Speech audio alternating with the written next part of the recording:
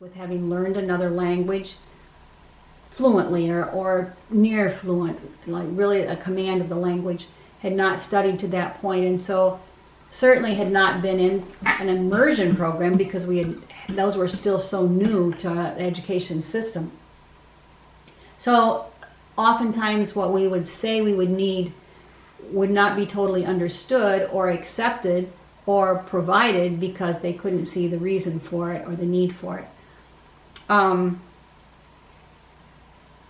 Another issue that we dealt with is shortage of teachers who were fluent in that second language. I was involved in many of our interviews at Rockford, and there were times that teachers would come and be totally lost once we switched to a Spanish format for the interview, which told us obviously right away that they would not be able to maintain speaking in Spanish in a classroom. So we have to look seriously and wide and far to find the teachers who were qualified.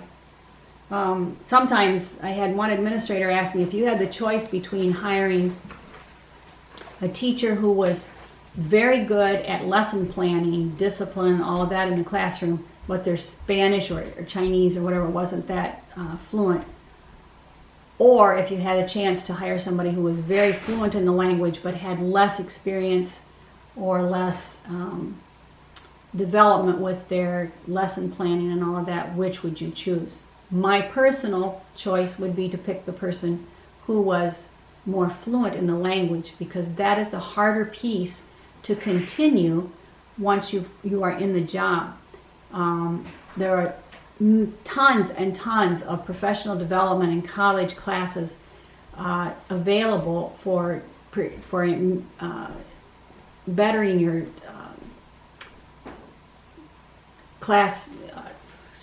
lesson plans, for bettering the discipline in the classroom, for many other things, but that language part is the hardest one to continue and to grow with it.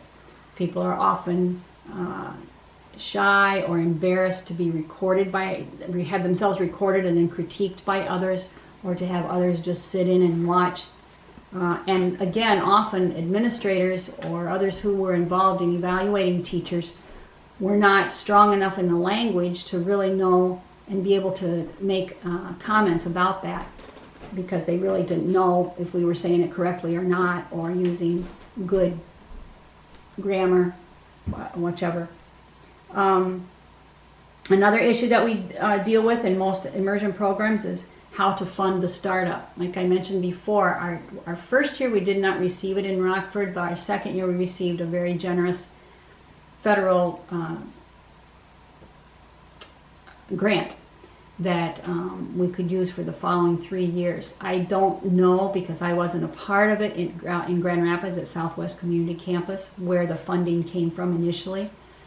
And in Venezuela, it was a private school, so it was funded by parents either way.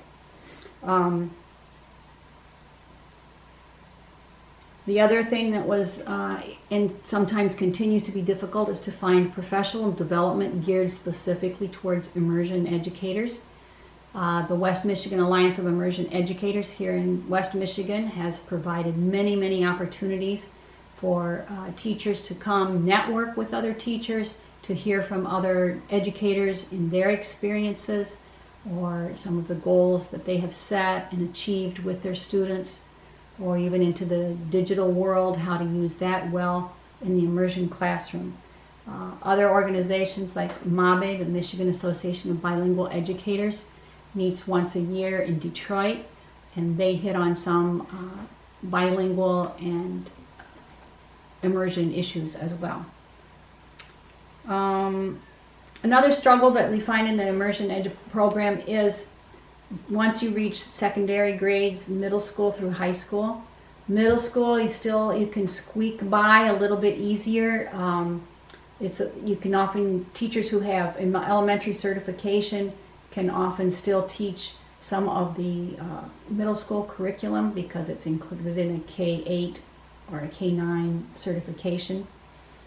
But especially when you get into high school, it's harder to find teachers who are fluent in Spanish, certified in Spanish, and certified in a content areas. And one of the areas that is the easiest to continue with vocabulary and finding material is social studies. Math is a little more difficult. Science is not impossible, but not as much material available as there is in social studies. So that's usually the area that they want to continue. The other struggle is once they reach high school, they are in competition with students who have done the more traditional foreign language program. And one thing that we find, not just in Rockford, not just in Grand Rapids, across the country, is that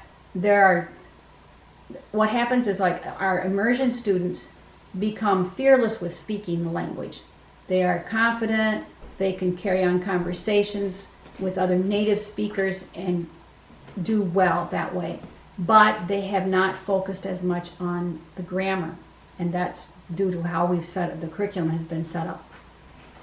The foreign language students who start a foreign language at high school level tend to really have the grammar down, can translate like crazy, can read and understand, and have maybe a huge list of vocabulary, but are more fearful when it comes time to speak with somebody.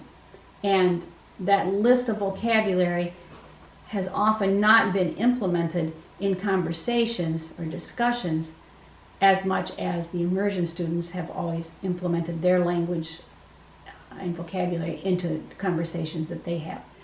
The big question or goal now is how can we merge those two strengths? The one group who has the grammar so well understood and mastered, and the one who has the confidence in speaking. We want those to both to merge and be able to help each other. It's a question that still exists.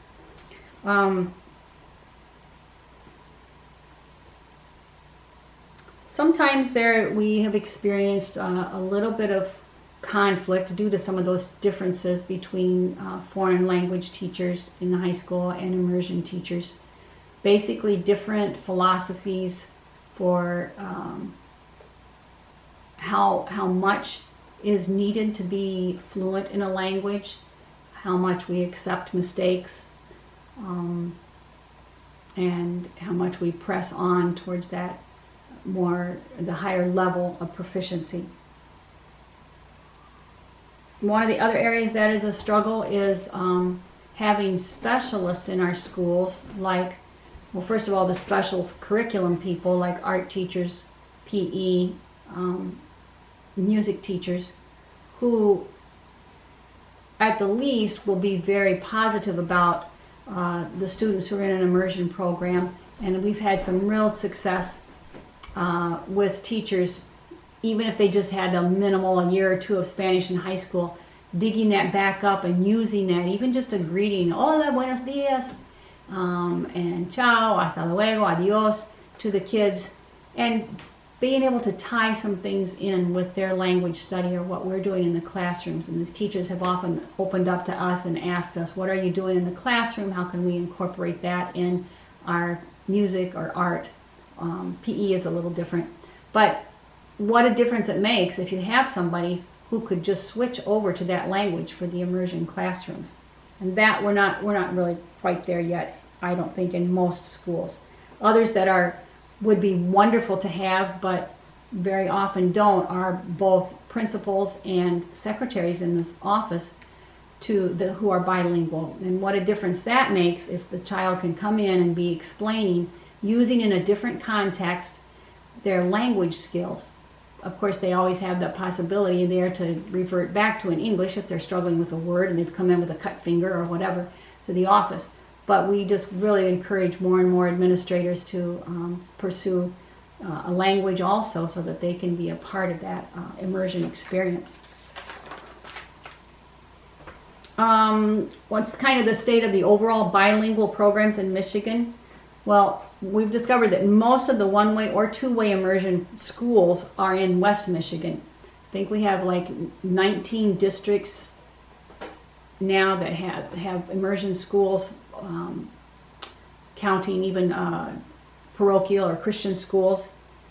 There are a few immersion schools on the east side of the state. Some of them are only preschool and like nursery school or daycare. There are heritage language schools, mostly on the east side of the state, central to east.